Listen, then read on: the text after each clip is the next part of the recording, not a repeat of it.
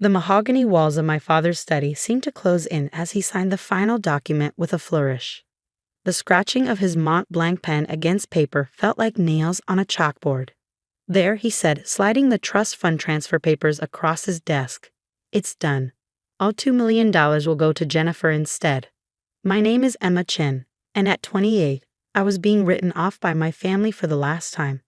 My sister Jennifer stood by the window, trying to hide her triumphant smile as she watched our father disinherit me. Emma, my mother sighed from her perch on the leather armchair, if you just gone to law school like your sister, if you just applied yourself. I did apply myself, I said quietly, watching my father's expression darken. Just not to what you wanted. Playing with computers in your apartment isn't applying yourself, he snapped, standing up to tower over his desk. Your sister made partner at Thompson & Mitchell at 32. Meanwhile, you're what? Coding websites for small businesses, living in that tiny apartment in the city. I could have told them then. Could have explained that what they saw as playing with computers was actually the development of an AI-driven financial technology platform that was about to revolutionize global markets. Could have mentioned the Series B funding meeting I had next week with venture capitalists who'd already valued my company at $300 million. But I didn't. I learned long ago that my family only saw what they wanted to see. You're right, I said instead, standing up. I'm clearly a disappointment. Jennifer deserves the money more than I do. Jennifer shifted uncomfortably by the window. For a moment, I caught a glimpse of the sister I used to know, the one who'd shared ice cream with me after bad days at school, who'd helped me with my math homework before our parents' expectations had driven a wedge between us. Emma, she started, but I held up a hand. It's fine, Jen, really. Congratulations on making partner. You've earned this. As I walked toward the door, my mother called after me. Will you at least join us for dinner? Your father's reserved a table at Le Bernardin to celebrate Jennifer's promotion. I turned back one last time, taking in the scene. My father's disapproving frown, my mother's practiced worry, Jennifer's mix of triumph and guilt. The study walls were lined with law degrees and Bar Association awards. Not a single photo of me or my accomplishments in sight. I have a meeting, I said, but enjoy dinner. The drive back to the city gave me time to think. The trust fund had never been about the money. I had more than enough of my own now. It was about what it represented. My parents had set up identical trusts for Jennifer and me when we were born, meant to be released on our 33rd birthdays. But a clause allowed them to redirect the funds if they felt one of us was failing to live up to the family standards. My phone buzzed with a text from Maya, my CTO. VCs moved the meeting up to tomorrow. You ready? I smiled, thinking about the presentation we prepared. More than ready, I typed back. Time to change the game. When I reached my apartment, the tiny space my father had sneered at, I kicked off my heels and walked straight to my home office. The wall-mounted screens displayed real-time data from our AI system's latest test run. Numbers scrolled past, each one representing another successful prediction, another validation of what we built.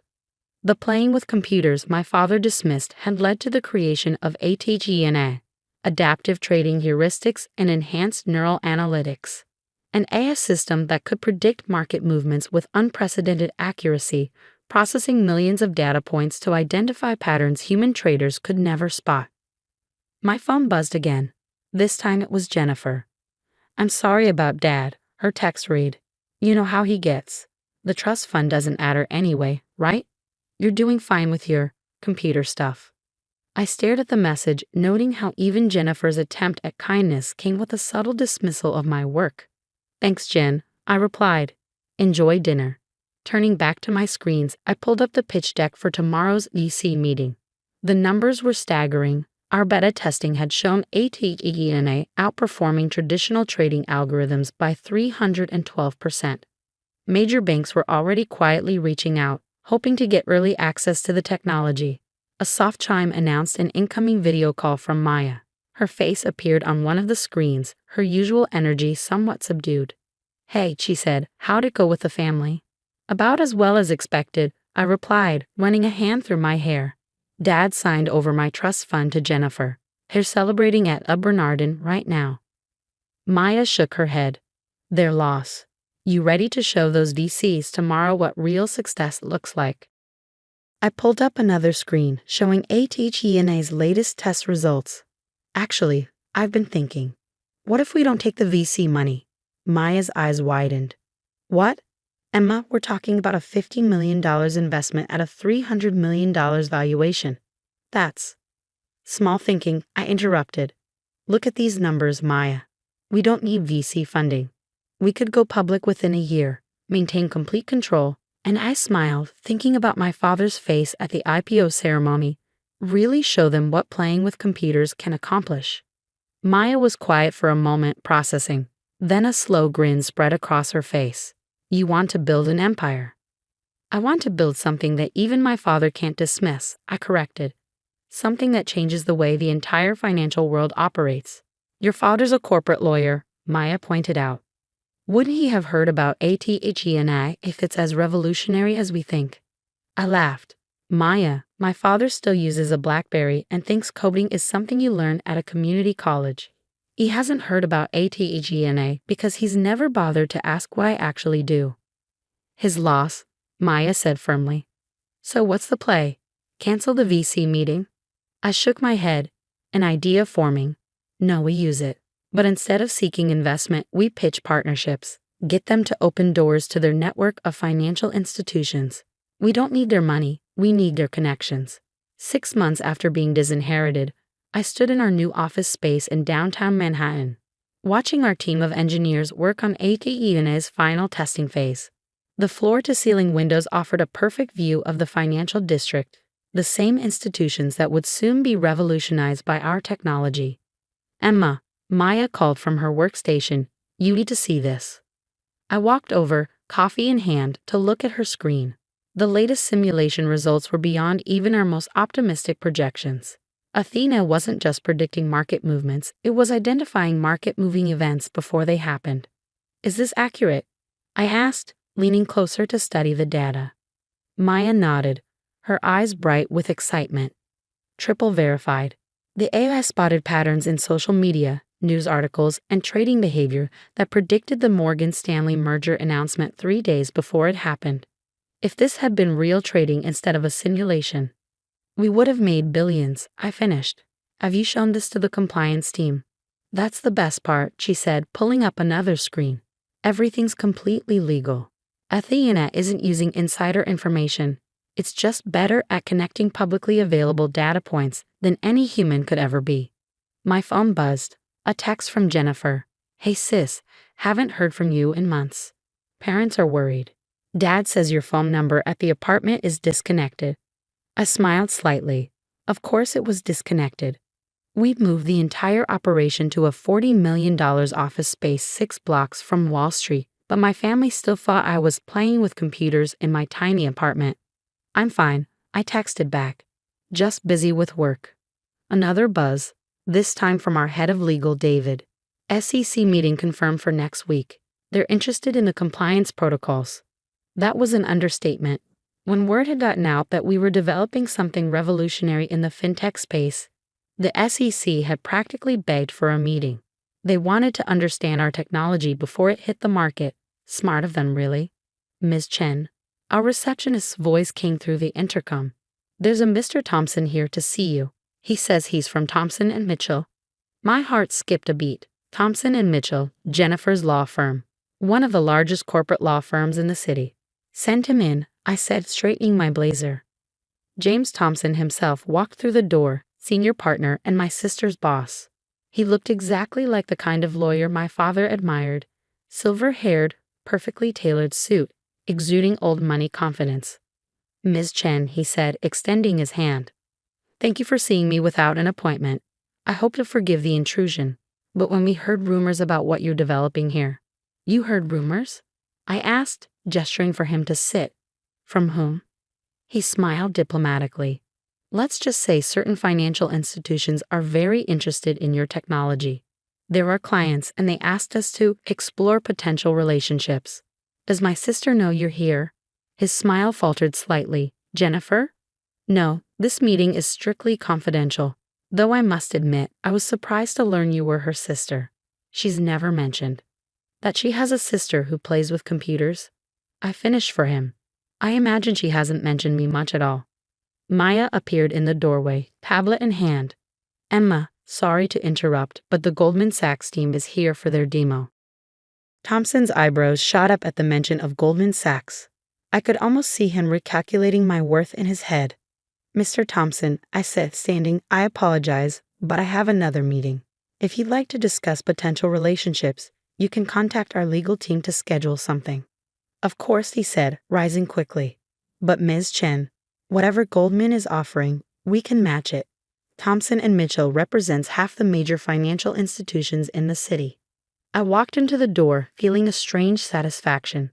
It's not about the money, Mr. Thompson. It's about changing the game entirely. I'm sure you understand. After he left, Maya gave me a knowing look. You enjoyed that, didn't you? Maybe a little, I admitted. How long until he tells Jennifer about our little operation here? Given that your sister's firm represents billions in financial interests, I'd say about 5 minutes. Sure enough, my phone buzzed again. Emma, why didn't you tell me? Jim Thompson just came back from your office looking like he'd seen a ghost. What exactly are you working on? I put my phone away without responding. There would be time for family revelations later. Right now, we had a demonstration to prepare for. The Goldman Sachs team was already waiting in our conference room. 5 executives in expensive suits, trying not to look too eager. Their presence here was a coup. Getting Goldman as an early partner would open every door in the financial world. Ladies and gentlemen, I began, standing at the head of the table. What you're about to see will fundamentally change how the markets operate. But first, I need you all to sign these NDAs. The morning of our IPO, I stood in front of my mirror adjusting my suit. Chanel, not that my parents would recognize the difference. The Wall Street Journal sat on my desk, our company's impending public offering splashed across the front page. ATE and AI set to launch biggest tech IPO of the year. Expected valuation, $800 million. My phone had been buzzing nonstop for days. First Jennifer, then my mother. Finally, even my father had tried to reach out. I'd let their messages pile up, unanswered. They'd all be at the ceremony today anyway. The invitations had gone out weeks ago. Ready for this? Maya asked, appearing in my office doorway. She traded her usual tech company casual wear for a sharp business suit. Born ready, I replied, picking up my presentation folder. How's ATE&A performing this morning? Like a dream.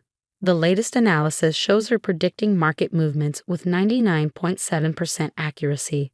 The trading floor is buzzing. Everyone knows this is going to change everything. We made our way to the stock exchange where crowds had already gathered. Financial reporters lined the entrance, cameras flashing as we approached. I caught snippets of their commentary. Youngest female CEO to take a company public. Revolutionary AI trading technology. Already has contracts with major financial institutions. Inside, the exchange was electric with anticipation. Our team had gathered near the podium, along with representatives from every major bank and financial institution in the city. And there, in the front row, sat my family. My father's face was a study in conflicting emotions, pride warring with regret, confusion battling with awe. My mother kept dabbing at her eyes with a handkerchief. And Jennifer just stared at me like she was seeing her sister for the first time. Emma, my father stepped forward as I approached the podium. We had no idea. No, I said calmly, you didn't, because you never asked. Before he could respond, the exchange president called me to the stage. It was time to start the ceremony. Ladies and gentlemen, I began, my voice carrying across the suddenly quiet trading floor. 3 years ago, I started coding ATE&I in a tiny apartment. People called it playing with computers. They said I was wasting my potential. They couldn't see that I was building the future. My eyes met my father's as I continued. Today, ATE&I processes more financial data in a second than all of Wall Street could analyze in a month. She predicts market movements with near-perfect accuracy, all while operating within strict ethical and legal guidelines. But more importantly, she represents what's possible when you believe in your vision, even when no one else does. The ceremony proceeded according to tradition: speeches, handshakes, the ringing of the bell. But the real moment came when our stock price appeared on the big board. The room erupted in cheers as the numbers soared past our projected opening. By lunch, my personal stake in the company was worth over $300 million, more than 100 times the trust fund my father had signed away. After the ceremony, my family approached hesitantly. Jennifer spoke first. "Emma, I'm so sorry," she said, her lawyer's composure cracking. "All this time, when you tried to tell us about your work." "Save it," I said, but not unkindly. "You all saw what you wanted to see." My father cleared his throat. "Princess, about the trust fund." "Keep it," I interrupted. "Jennifer earned it, just like I earned this. Sometimes the best thing someone can do for you is believe you'll fail. It makes success that much sweeter." "But we're family," my mother protested. "We should have supported you." I looked around at my real family, Maya and our team, the people who believed in the vision when it was just lines of code in a tiny apartment. "You're right, we are family," I said. "Which is why you're all invited to dinner tonight. I've reserved the private room at Le Bernardin. I hear it's a good place to celebrate success." My father's face reddened at the reference to that dinner 6 months ago, but he managed a small smile. "We'd be honored." Later that evening, as my family marveled at our company's technology and success over expensive wine, I thought about the long road that had led here, the nights coding while they thought I was wasting time, the meetings they dismissed as playing with computers, the victory they tried to give to someone else. My phone buzzed, a message from Maya. "Stock closed at double our projected value. You're officially a billionaire." I smiled, watching my father try to explain to his country club friends how his disappointing daughter had built an empire right under his nose. Success, I'd learned, wasn't about proving them wrong. It was about proving myself right. "Emma," Jennifer said, pulling me aside, "I need to tell you something. After Jim Thompson came back from your office that day, I looked up everything I could find about ATG&A. I started buying stock in every company that showed interest in your technology. I believed in you, even if I didn't show it." I raised an eyebrow. "Did you make money?" She grinned. "Enough to pay back that trust fund 10 times over." "Good," I said, "because I'm going to need a lawyer I can trust for our next expansion phase. Someone who understands both technology and family." Her eyes widened. "Are you offering me a job?" "I'm offering you a chance to be part of something bigger than both of us. What do you say, sis? Ready to play with computers?" The next morning, as I walked into our office building, now officially the ATG&A Tower, I passed a young intern working on code in the lobby during her break. She reminded me of myself, back when everyone thought I was wasting time with computers. "Keep at it," I told her. "Sometimes the biggest success stories start in the smallest apartments." She looked up, recognition dawning in her eyes. "Ms. Chen, I read about how you built ATG&A. My parents think I'm crazy for choosing programming over law school. But you have a vision," I finished for her. "Hold on to that. And remember, the people who underestimate you today will be reading about you tomorrow." As I rode the elevator to my office, I thought about legacy. Not the kind my father had tried to force on me, but the kind you build yourself, one line of code at a time. Athena wasn't just changing the financial world, she was proving that success doesn't always look like people expect it to. And sometimes, the best inheritance isn't the one you're given, it's the one you create for yourself.